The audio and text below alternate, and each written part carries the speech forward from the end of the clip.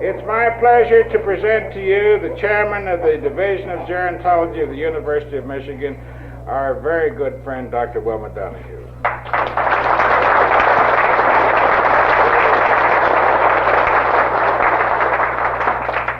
Thank you, George Davis.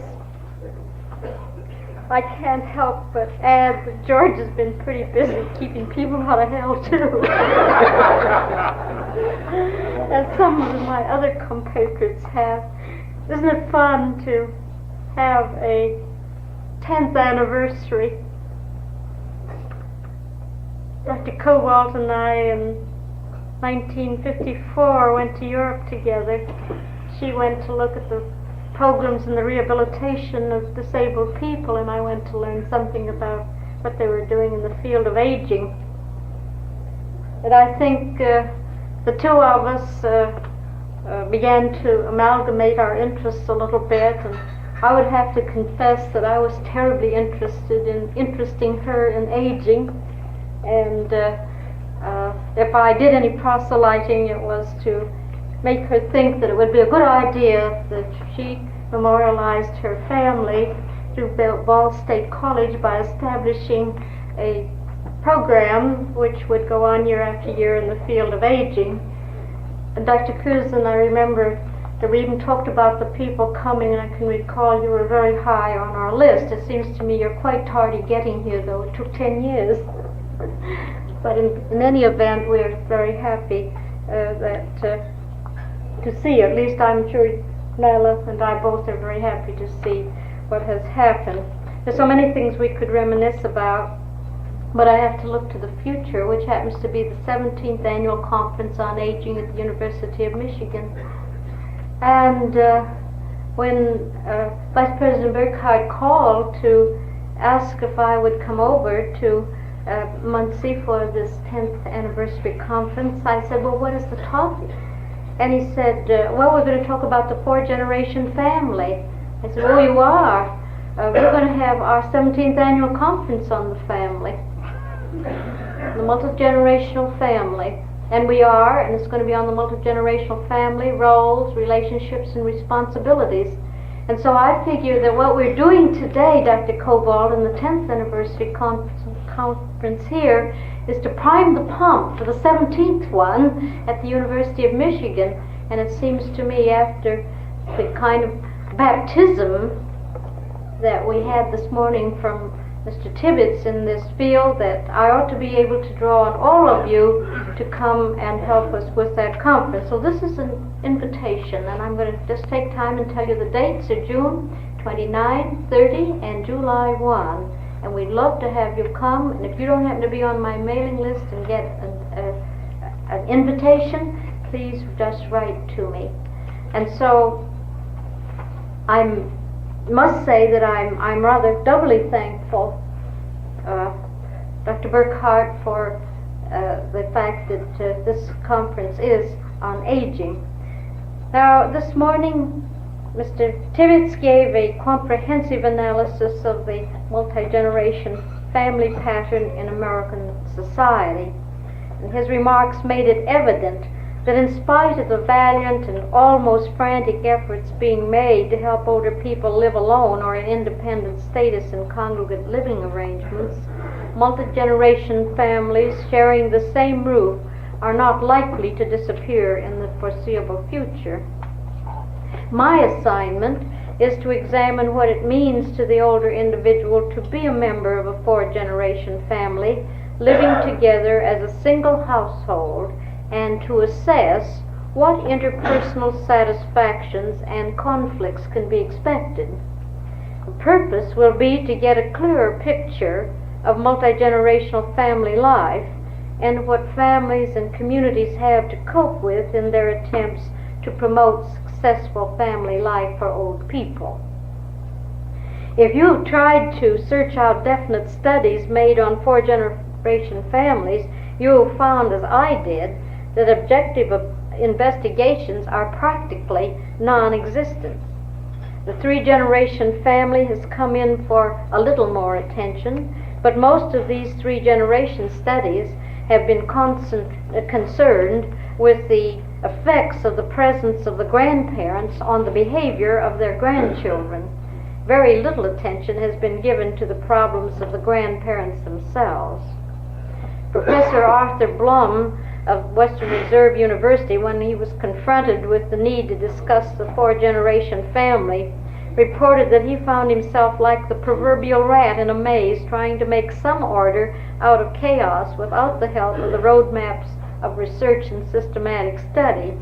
He said, further, I've been unable to find my way out of this maze or even to systematically approach the puzzle. Well, Professor Blum's report was made in June 1963, and I can assure you that nothing new has been added during the ensuing 8 months, which makes the way any more evident. Thus, whatever is said must be largely extrapolated from what is known about three-generation family living, supplemented by guessing about what unique quality the fourth generation adds to family life. In fact, Professor Blum postulates that the only unique aspect of four-generation family life is that at least one generation is in the transitional period between middle and old age, while another may already have aged. Thus, aging is, in his opinion, the distinctive factor in families composed of 3 or more generations. This point of view has applications for later sections of this paper because a number of the behavior patterns older family members display are age-graded. Now, in order to give major attention to the problems and adjustments which are characteristic of multi-generation family life, I shall first touch briefly on such questions as what constitutes a four-generation family, why families double up and how they feel about such a practice, and what roles, rights, and privileges are available to the older family members. Finally, I shall outline some constructive measures society might take to help the multi-generation family achieve successful patterns of living. And so first, what constitutes a four-generation family?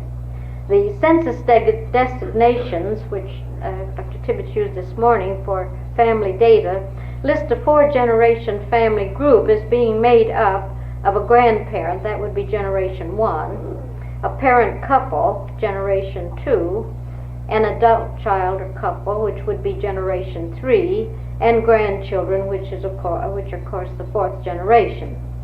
Such an arrangement implies that the parent couple, that is generation 2, is the primary family and head of the household. In such instances, it is probable that the head of the household is younger than retirement age and is still employed, in which case only generation 1, that is the grandparent, would be in retirement. But if one wishes to examine the influence of aging in its more extreme form, on the effects of it on the interpersonal relationships and behavior of multi-generation families, one may arrange the same four generations into a pattern of great-grandparents, which would be the generation 1, the grandparents, which would be generation 2, the parent couple, which would be generation 3, and the children, or generation 4. This arrangement implies that generation 3 and not generation 2 is the primary couple which heads the household. It also suggests that both generation 2 and generation 1 may be in retirement, a feat not difficult to achieve with early marriage and early childbearing coupled with extended life expectancy of the old, as Dr. Tibbetts pointed out. The complexity of the multi-generation family is not encompassed, however, with a simple listing of the linear familial relationships and household headship. Within the family, each member bears many relationships simultaneously. Generation 4 is the child, but at the same time he is grandchild and great-grandchild. The primary couple is parent of its children, child of its parents, and grandchild of its parents' parent. And if one wishes to confound the picture even further, it can be pointed out that to the extent any of the generations present represent an in-law relationship, another dimension is added. Obviously, then, the large number of interactive roles available in the multi-generation family makes for such a dynamic, changing situation that drawing generalizations about four-generation living is extremely hazardous and entirely forbids the application of any generalizations drawn to a given family situation. The best we can do then at this time is to examine trends and to assess common attitudes in an attempt to understand better the kinds of problems that are present in intergeneration family living. Well, why do families double up? Dr. Tibbetts gave us a pretty good idea of this morning. To list some of the reasons in listing order, we find that when older people join the families of their children or grandchildren, it is usually for such reasons as widowhood, poor health, frailty brought about by age, low income, and perhaps occasionally only loneliness. When a younger family moves in with that of an older generation, it's likely to be for economic reasons. The pooling of limited resources results in an income that more nearly meets the family's needs, or the presence of a grandparent to babysit may free a mother to take a job. The specific reason why a family doubles up is probably an effective variable in determining some of the problems that will be faced. There's also some evidence which indicates that it is generally the younger family which suggests doubling up, because it seems the most feasible way to look after the older family members. Sometimes even when alternative arrangements are available, the older generation is invited to share the home of an adult. It does not seem that this circumstance should be unusual enough to warrant remarking upon it. But today's mores argue so strongly against this arrangement that those who elect it feel apologetic. To illustrate, one daughter who sought my advice belligerently demanded to know why I suggested every arrangement for her mother except that of coming to live in her daughter's home, in spite of the fact that she and her mother had always thoroughly enjoyed each other's companionship, that both were now lonely, and that she had ample space for her mother. She still felt that to double up required social sanction, and she demanded that I provide it.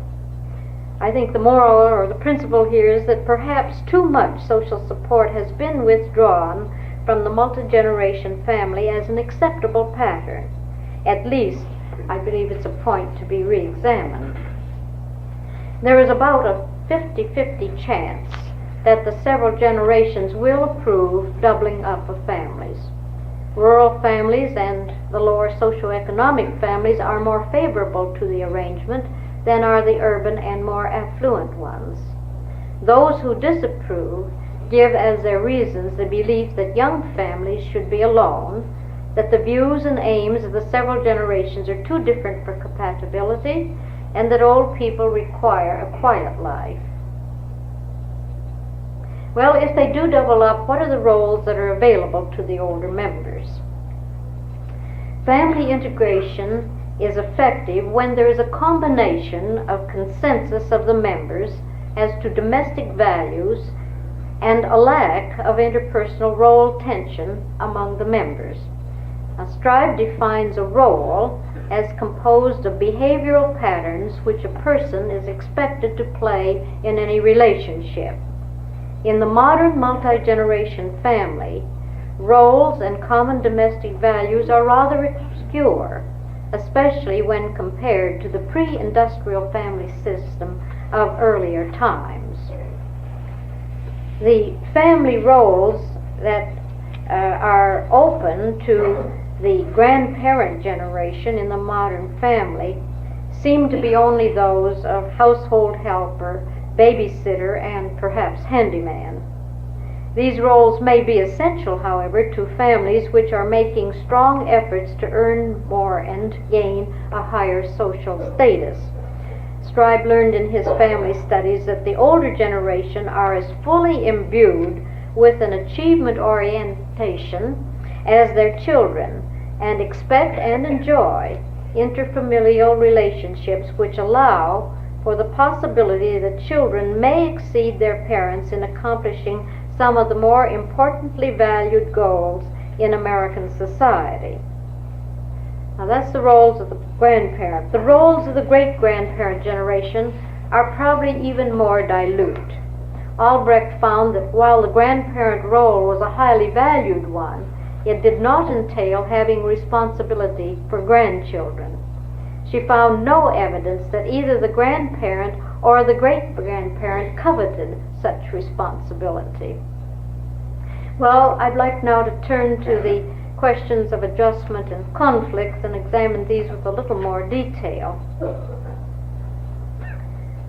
And we might ask first, how well adjusted are older members in the multi-generation family?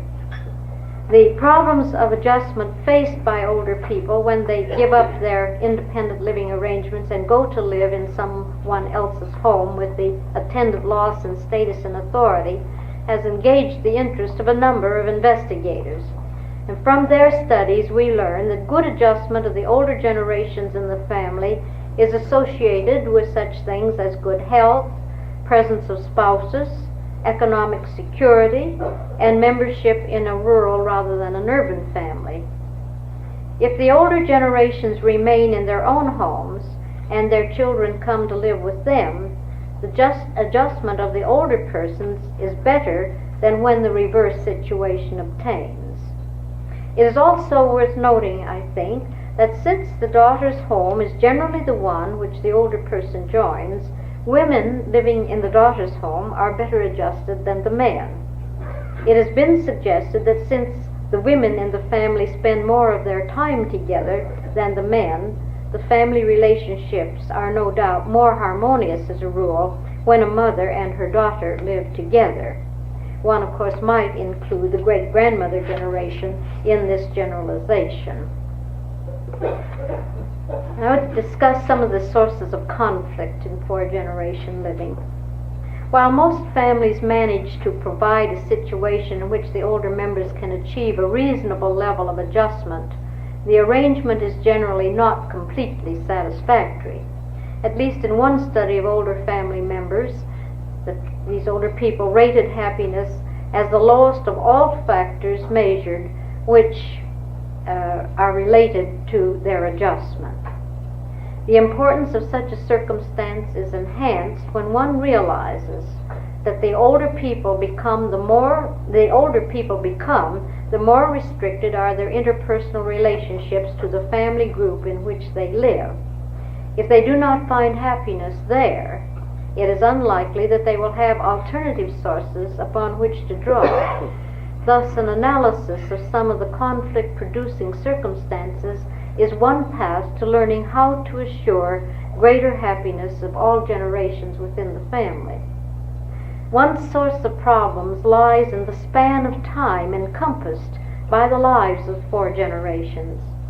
It can easily encompass 80 or more years, a period longer than 3/4 of a century, during which our society underwent the most revolutionary changes in history, and during which affluence replaced the mere eking out of a living just sufficient to clothe, feed, and provide a minimum education for offspring. The great-grandmother of a family, if American-born, probably came into this world on a farm. She grew up during a period when most farmers were caught in a bondage of debt and were squeezed further by collapsing domestic and foreign markets. The new movement of industrialization had begun, and the rise of large trusts and corporations were ruthlessly exacting the last profits for themselves while undermining the status of the farmer by dubbing him Hick and Rube. The great-grandmother was still in the formative years when William Jennings Bryan, La Follette, and others fought for the rights of farmers and sought to establish antitrust laws. She can recall the Boer War, the Spanish-American War, which liberated Cuba and gave the United States Guantanamo Bay. Electricity and gas lights, the gas buggy, running water in the house were known to her, but not part of her experience as a young woman. Grandmother, on the other hand, spent her formative years during the period Teddy Roosevelt took over the presidency after the death of McKinley. When the Wright brothers first got their flying machine into the air, when Tin Lizzies, Stanley steamers, and Mary Oldsmobiles were appearing in ever larger numbers along the dusty roads, and when more and more people, especially young ones, were migrating to the cities where big money was to be made in the factories, even as much as $5 a day. It was a time when Perry and Cook were arguing about which one of them reached the North Pole first. Billy Sunday was calling upon sinners to get right with God because the church needed fighting men and not those, and I quote, hog-jawed, weasel-eyed, sponge-column, mushy-fisted, jelly-spined, pussy-footing, four-flushing, Charlotte Russe Christians. Women were marching and demanding equal voting rights with men. And the catastrophe of the First World War changed the lives of almost everyone overnight. The flu epidemic was a dread cloud over the country. There was labor unrest, and at the same time catapulting business gains and improvement of the standards of living were taking place. Well, I need not belabor my point to the younger generations because the experience of the parent generation is that of almost everyone here. This was the decade of the wild 20s when the Atlantic was spanned by air, the stock market crashed, and the Great Depression came. And there was the NYA and the PWA and the OPA and the NRA and the CCC and the ETCs ad infinitum, and the struggle to get jobs or to stay in school, the strengthening of labor unions, the Second World War, and the incredible progress of science, and finally the atom bomb. And of course, the great-grandchild in the four-generation family has never known anything but paved roads, a family car, tiled bathrooms, electricity to light and heat space at a touch, central heating, refrigerators, airplanes circling the world at ever-increasing speed, space conquered, and the romantic man in the moon soon to be completely debunked when our first spaceship lands there. Radio, television, the elegant Billy Graham in place of the rough, uncouth Billy Sunday are her heritage.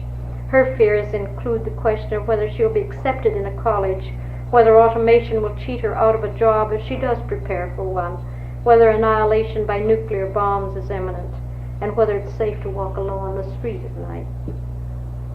Little wonder is it that one of the major sources of conflict in multi-generation families is the difference in cultural beliefs and activities attendant upon the fact that each generation matured during such different courses of discovery.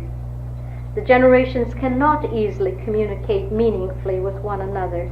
Their experiences have conditioned them to feel and believe differently about drinking and smoking, about religious observance, about money spending patterns, about responsibilities within and without family groups, about discipline and permissiveness, about deference to age and authority. Even the adjacent generations have had experiences dissimilar enough to result in quite different points of view and behavior. Owing to the accelerated change during recent decades, the cultural gap and social distance between grandparents and grandchildren has widened even more than between parents and their children because the new generation is the principal vehicle of change. The expectations that younger generations hold about how older people should behave reflect some of these cultural differences. For example, younger families expect that if a pension is available, the older person should accept it and use it to maintain an independent living arrangement. They do not want the older generation to be penny pinching and to scrimp more than is necessary. They do not favor divorce for the older couples, but they find remarriage acceptable if the older person marries within his peer group. They believe that if the older family members have funds or influence, they should assist younger families in time of need. And like their predecessors, they expect a mother to keep house for unmarried sons and daughters and for her older parents. These then are some of the areas of conflict which the multi-generation family faces, but there are others. Perhaps one of the most important factors is the reversal of role which takes place when the older generation moves into the home of a younger family member and thus gives up the place of household headship. The status, authority, and deference which go with economic control are lost. Such changes affect older men more than women because in the new family system, there is less place and fewer roles for men than for their wives. In addition, the change from independency to dependency is more profound for men than for women whose work has always been in the home. Dr. Bernice Newgarden has found that not only does the older man lose his role as head of household and breadwinner, but that his wife becomes the leader and opinion setter of the family, a position he at least believed he held previously.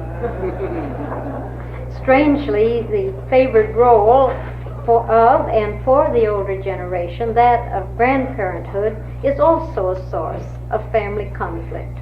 Grandmothers especially are considered to be over-sentimental in their relationships with their grandchildren, perhaps because the grandchild fulfills the unmet emotional needs of women whose own children have gone from home.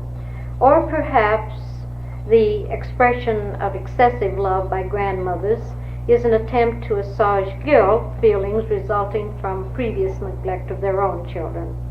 When a young mother works outside her home, she is likely to interpret such gestures as a deliberate attempt on the part of the grandmother to usurp her child's love. Grandparents have even been considered responsible for causing behavior problems in their grandchildren. This may be only a reflection of the parent's own wish to shift responsibility, but it surely takes convenient advantage of the current soft attitudes of older people toward their grandchildren. Townsend in England and several American investigators have learned that whether grandparents live in a family with their grandchildren or only in proximity, their greatest satisfactions in life are found in their associations with their grandchildren. It has already been pointed out, however, that the grandparent generations do not crave responsibility for their grandchildren. At best, they want only social affectional relationships, and even these most grandparents can take in relatively well-spaced vis-a-vis doses. In addition to the problem of cultural differences, communication, reversal of role, and grandparenthood, one other that requires special consideration is the question of financial support of the older generation in the family. In a volume on the family and the money world, Feldman remarks that money is a significant factor in the social adjustment of individuals and families, irrespective of their economic status. If a four-generation family includes two retired generations, it is probable that a 40 or 45-year-old head of the household has responsibility for the economic support of these two older persons or couples. Except in unusual circumstances, the great-grandparent generation probably has no financial resource, not even old age assistance benefits as long as the younger family has income. The grandparent may have some income from Social Security and other sources, but if this generation is represented by a widowed mother, as is most likely, her cash income, if average, would be less than $800 a year. If the four-generation household head is a member of the second generation, his age is probably approaching 65 years. Thus he is facing his own retirement on a reduced income, a circumstance which, when it occurs, will surely demand some rearrangement of family support of the several generations. The attitudes of younger generations toward the support of their parents and grandparents are apparent determiners regarding the degree of conflict which may be expected within families, or they're important determiners. A number of survey studies have shown that although young people say they believe children should help their parents when they need it, only a few actually extend their needy parents financial assistance. There is a growing belief in this country that governmental aid is an acceptable substitute for family financial help.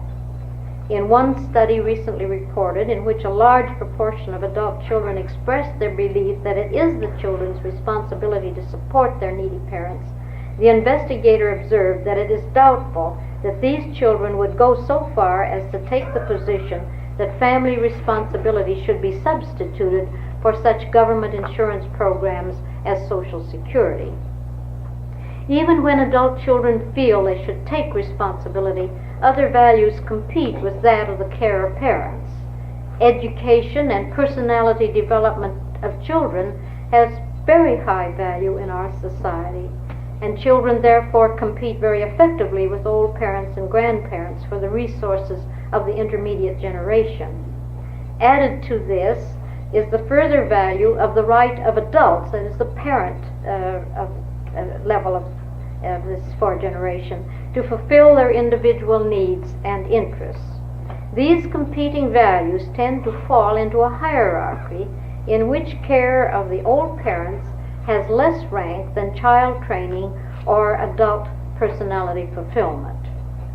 Nevertheless, the hierarchy is neither so well established or so widely accepted that the adult child is freed from feelings of uneasiness and guilt if he does not in some way provide for the care of his parents.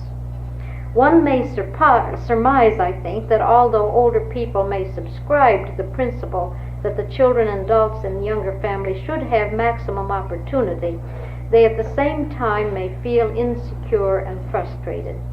After all, as we've already pointed out, the old people of today were reared before the end of the last century, and thus consciously or unconsciously expect that their children should provide for their financial security.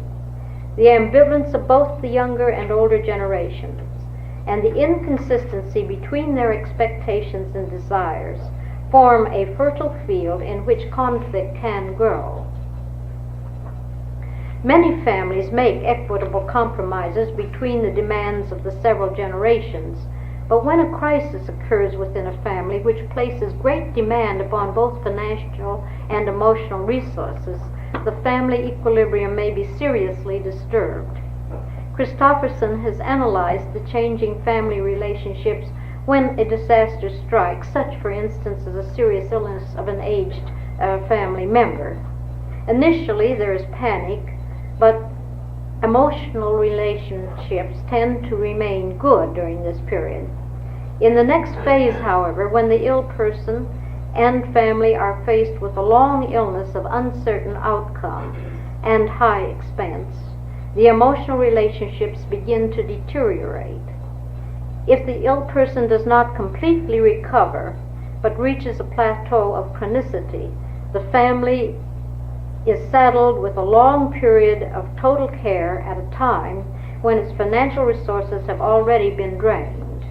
The interpersonal relationships in this phase are likely to amount to very little more than a stereotyped and stylized pattern while the family waits for the individual to die. It is circumstances of this nature that far too often today close the final chapter on the life of a once cherished and beloved member of the family. The aged close their lives in the bitterness of family rejection, and the young have the lingering memory of guilt and unhappiness. Surely this alone is enough argument to persuade society that families must have the financial protection that some type of universal health insurance could provide. It is the responsibility of society, I believe, to employ such means of sharing the catastrophic calamity of long-term illness so that it can help preserve and protect the most precious relationship a human being is privileged to enjoy, that of a close-knit, enduring, affectional family.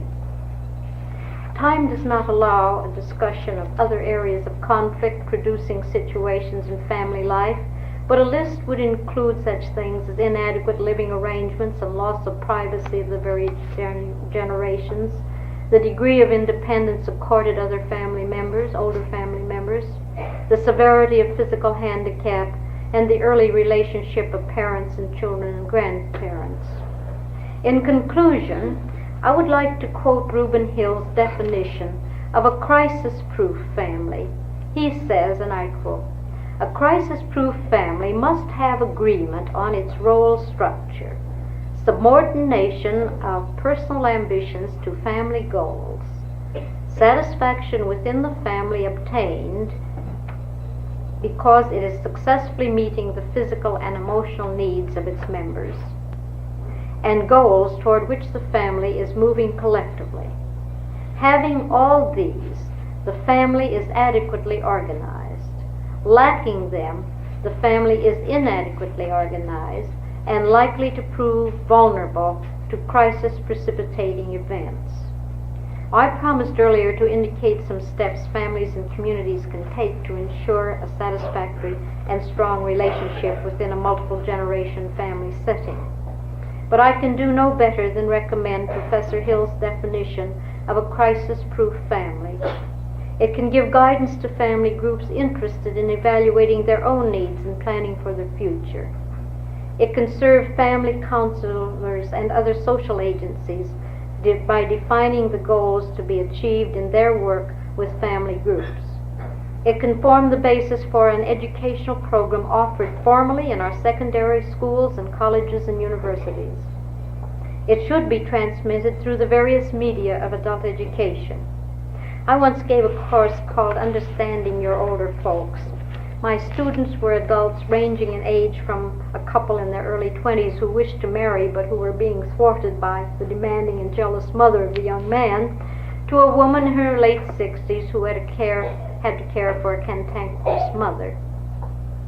For many, this sharing of problems and experiences in the group situation may offer much help and enlightenment. And I might add that finally the older members of the students were invited, of the family of the students, were invited to join the class in which we had been trying to learn to understand them.